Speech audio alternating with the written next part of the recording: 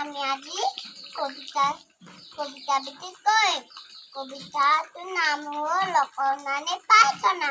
কবি জ্যোতিপ্ৰসাদ আগৰৱালা। পোহৰ দিয়া আৰু পোহৰ দিয়া, মনৰ আন্ধাৰ আঁতৰ কৰি আলোকলৈ নিয়া। সদায় সঁচা থাকিবলৈ মনত ইয়াত বল, আমাৰ ইয়াত জলৎমা জ্যোতিষৰ মান। তুমি যদি আমাক মৰণ দিবা, বিপত্তি বেলিয়াৰত থাকি আহিবা। তৰাজনা সিপাৰতো দূৰতকৈ দূৰণিতো আমাক ফালে নেপাহৰিবা। যাম কোন ফালা পৃথিৱীখন কৈ যাবাহি ৰাতি হ'ব।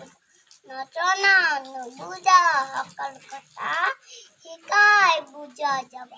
সুন্দৰ তুমি নেদেখাৰ পৰা আমাৰ হেৰাবা। ইমান ধুনীয়াকৈ আবৃত্তি কৰিছোঁ।